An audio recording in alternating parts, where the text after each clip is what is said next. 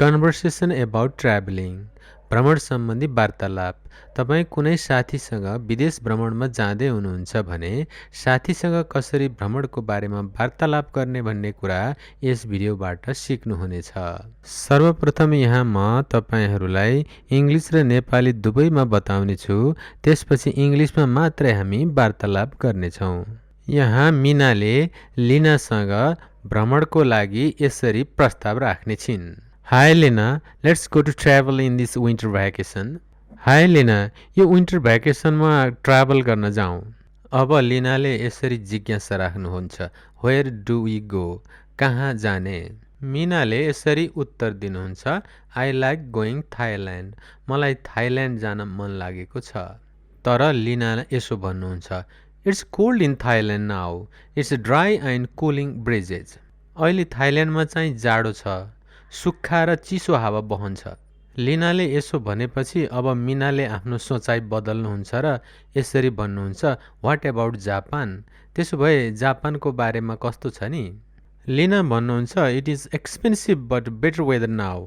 यो जापान चाहिँ महँगो छ तर वेदर चाहिँ राम्रो छ। अब मिना भन्नुहुन्छ, then let's manage expenses and go to Japan. त्यसो भए खर्च म्यानेज गरौँ र जापान जाउँ न त। लिना भन्नुहुन्छ, but it depends which city we go. यो चाहिँ हामी कुन सिटीमा जाने भन्ने कुरामा भर पर्दछ। मिनाले फेरि सोध्नुहुन्छ, वाट एबाउट टोकियो? टोकियो कस्तो छ नि? लिना यसरी उत्तर दिनुहुन्छ, it's expensive city but let's try. यो महँगो सिटी हो तर ट्राई गरौँ न त। मिनाले अब यसरी प्रसङ्ग बदल्नुहुन्छ र भन्नुहुन्छ, okay, do you need to talk with your parents? ठिक छ, तपाईँले तपाईँको प्यारेन्ट्ससँग बात मार्नुपर्छ। लिना अगाडि भन्नुहुन्छ, yes why not, let's talk with parents and make decision. किन नपर्नु, पर्छ नि। अब प्यारेन्ट्ससँग बात मारौँ र डिसिजन गरौँ न। फेरि मिनाले थप सोध्नुहुन्छ, have you visited Japan yet? तपाईँले अहिलेसम्म जापान भेट गर्नुभएको छ अथवा जापान जानुभएको छ?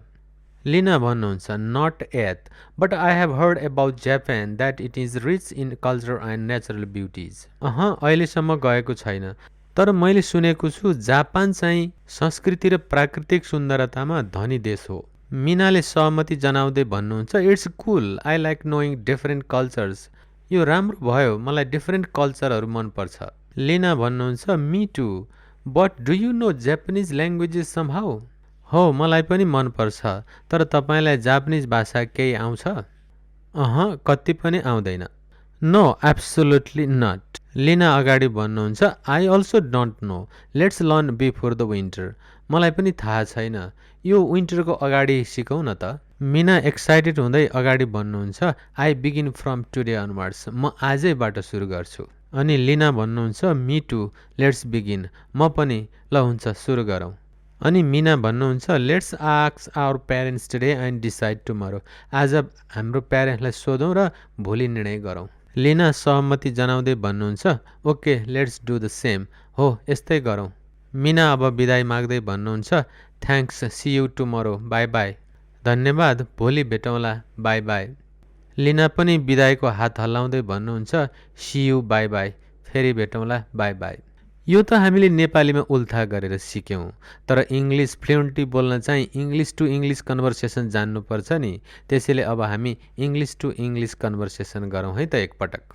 High Lina, let's go to travel in this winter vacation. Where do we go? I like going Thailand. It's cold in Thailand now.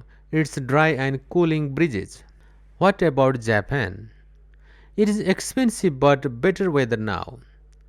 Then let's manage expenses and go to Japan.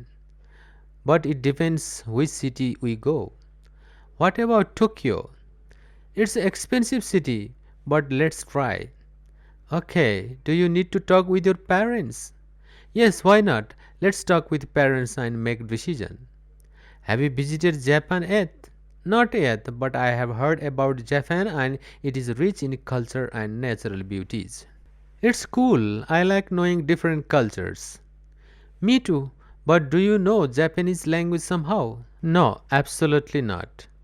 I also don't know. Let's learn before the winter. I begin from today onwards. Me too. Let's begin.